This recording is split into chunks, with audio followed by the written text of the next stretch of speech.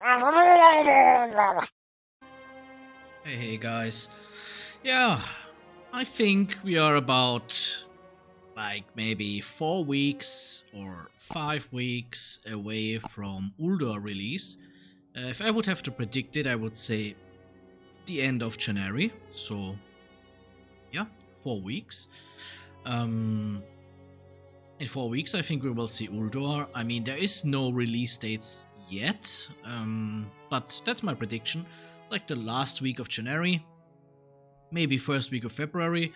But yeah, around 4 to 6 weeks that we see that Ulduar will open, that phase 2 will start.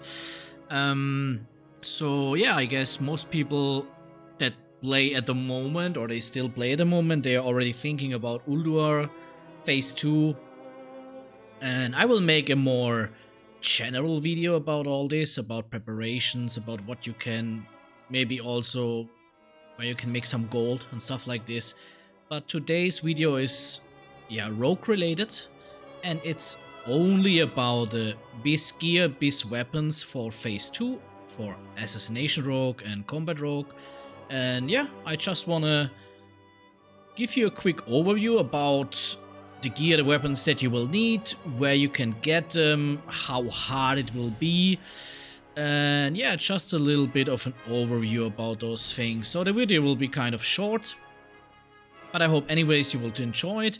And I also will post a sheet that I prepared for myself, to be honest, into the description. So if you want to use it, you can use it. It's just a general quick guide overview. As you maybe know, as a rogue player, or especially as a dedicated rogue player, there's also Simonize that I can definitely recommend you if you only play rogue. If rogue is your just the only focus that you have in the game, playing rogue, then yeah, definitely also give a quick look to Simonize, or a long look to Simonize. He's definitely the big brain rogue player. Yeah, if it's about theory crafting and stuff like this. So let's have us a look into the sheet that I prepared.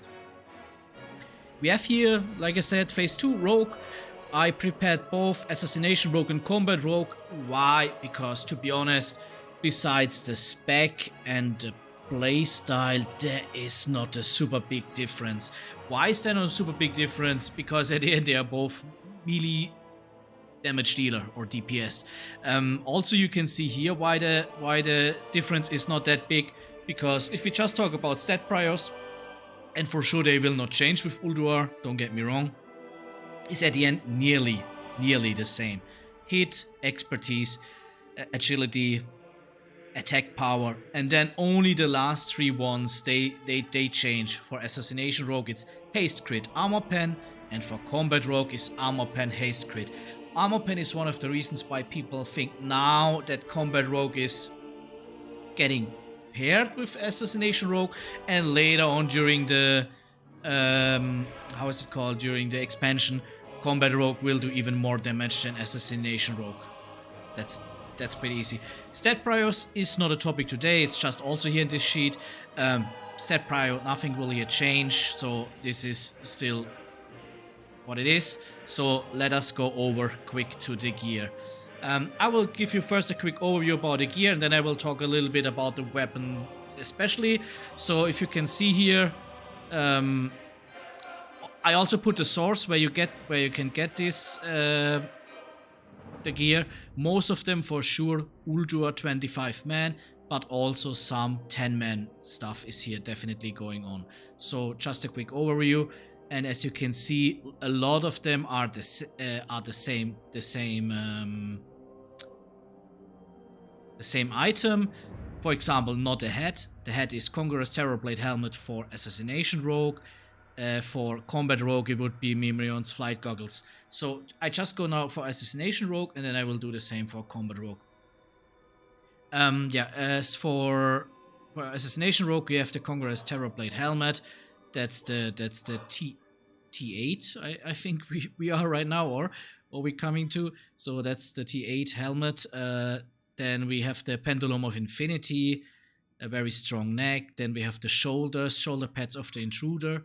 We have for the back, the drape of icy intent, chest, embrace of the gladiator, wrists, solar bindings, the hands, Conqueror's Terrorblade gauntlets. So that's the two-piece set. And then we have the waist, soul devouring cinch or kinch. Good question how to pronounce it. Legs, legguards of cunning deception, feet, footpads of silence. And then the two rings, band of lights, brand signet ring. Two trinkets, one of them is from 10-man raid, you will see it in a second. Comet's Trail and Dark Matter. Dark Matter is the 10-man. And then main hand and offhand, Blade Twister. Blade Twister will be a big topic, I guess, because if you have a quick look into combat, you can also see their Blade Twister. What does it mean? It means that if you have 4, 5, or only 3 rogues, I guess most groups will have 3 or 4 Asa rogues, 1 maximum 2 combat rogues, and everybody needs Blade Twister. So, yeah, so just let us say you have 3 Assassination rogues, you need 6 times Blade Twister for them, and you have maybe 1 combat rogue, so 1 other Blade Twister for them. That means 7 Blade Twister has to drop. Yeah, that's a lot, or? I mean, that will definitely cause some drama, I would say. Is it necessary? In my opinion, not. I guess you know my opinion about items. They will come kind of automatically to everybody that needs them. And we will have a quick look why I think like this in a second. Range is the Skyforge crossbow for Assassination Rogue. Combat Rogue, now, like I said, pretty kind of the same. What are the differences? I will only here talk about the differences. Difference in the head is the Mimiron's flight goggles. Yeah, they will drop on Mimiron. And then the next difference is, I think, the hands. Yeah, exactly, the hands. Clove of the Endless Dark. Then we have the... What is the next difference? The next difference is, I think...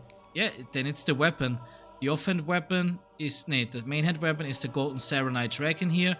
That's the fist weapon. I just give you a quick look here. That's the Golden Saronite Dragon. And the range weapon is the Twirling Blades. So... only 4 different items as far as I could see.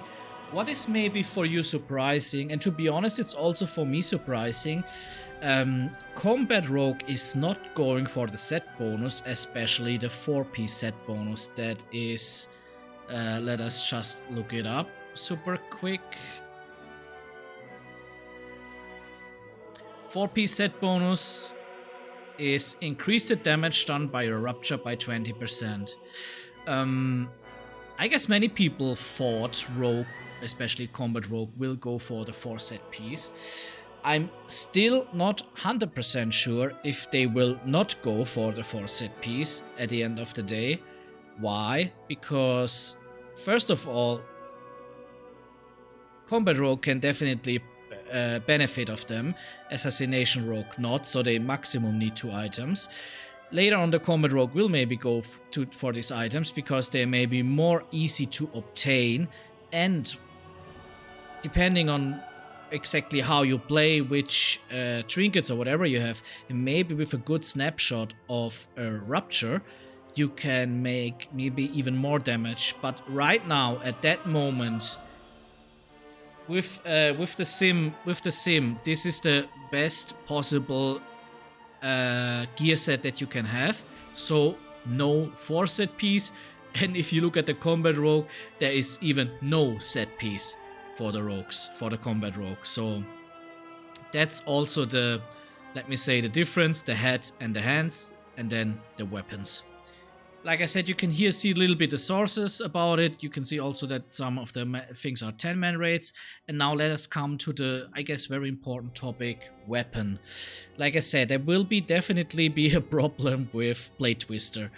This is the optimal weapon set that you can have also here. And here are the 2nd to 11. So 10 more weapon sets that are listed here.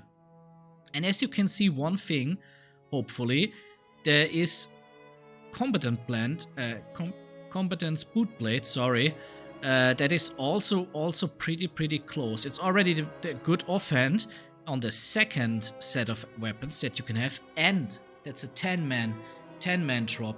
Torim, if I'm not wrong. Let me see, I think I have it here open. 10-man raids, yeah, drops in normal 10-man raid, Torim, exactly. So 10-man raids will be definitely very important for you as a rogue, because as you can see, is third one, second one is like this, third one makes no sense, because if you have this both weapon, then you just swap it usually around, Blade Twister, main hand, but I also can understand, I guess these two are so close damage-wise, then that at the end of the day you cannot count it. And then fourth one would be the Fang of Oblivion. That's another 25 metal weapon. And then already the fifth best weapon set is 2 times the Combatant's Bootblade.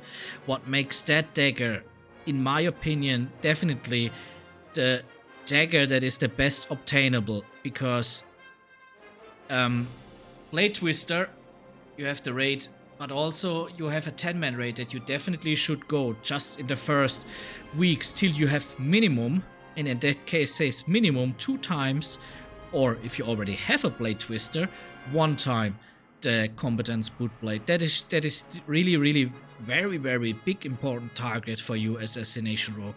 Very important here, as you can see. And the funny thing is, it's the same for Combat Rogue. Also here you can see already the second best set is the Golden Saronite Dragon, not with the Blade Twister, with the Combatant's Bootblade, as you can see it here. Let me make it here green. Is it that green? Oh no, it's another green. This one, okay. Yeah. So, also here very important, the Combatant's Bootblade. And as you can see also here on the top, I have all the weapons open that are from 10-man raids, because I think what maybe people forgot already, because you know how we all are at the end of the day. We go 10-man Nax in the first, Naxxramas in the first few weeks, pretty excited, everything is new, is fine, we want to equip our character. And now since, I don't know, maybe since already 2 months, nobody's going anymore into 10-man Naxxramas, especially with main characters, because you think that makes no sense. The items are bad. And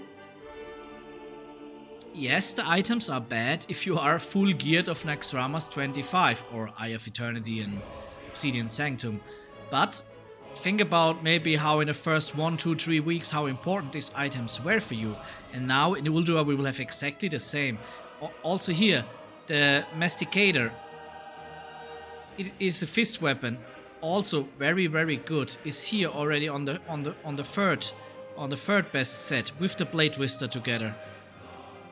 Also the Masticator with the Combatant. So 2 weapons from the 10-man are the 5th best gear set already. Same like here, as you can see for Assassination Rogue. And other weapons from the 10-man raids are Void Saber, that's a sword, Cerillas, that's a sword, the combination would be good. And I think, and also Kingsbane is a very good 10-man weapon. So we have 5 10-man weapons that are pretty strong, very strong in Ulduar. And that's, I think, the important thing about the video already, to motivate you. Okay, put aside what you were thinking about Naxxramas 10-man. It will be now very important to do the same again. So you have to count that you have minimum 2 raids per week with each character that you have. I have 2 rogues at the moment, so I will have definitely 4 raids that I have to fulfill every week with the rogues to get them the weapons that you need. Other things, yeah, also good for, so also for the normal gear for sure, going 10-man, but especially very important for the weapons. Alright guys, that's it. I hope I gave you a very quick overview. Should be not too long, should be not too deep, and I think I didn't made it too deep or too detailed. I'm pretty excited about Ulduar. Many people say it was the best raid ever, so I guess we have exciting time for in front of us. I played a little bit on the PDR. It feels much more hard than the raids in the past, the hard modes especially. So I guess we will have here now a raid coming that will be not that easy anymore like in the past, especially the hard modes. The normal modes, alright, they will be still kind of the same, but the hard modes, I can tell you that no puck rate will just face roll this without any voice and stuff like this. I don't know how it will be when everybody's full BiS in like 2 or 3 months into the phase, but that's something that we can see when it's arrived. So that's it guys for today. I wish you a very good week. Good luck for the raids and everything. See you. Bye bye.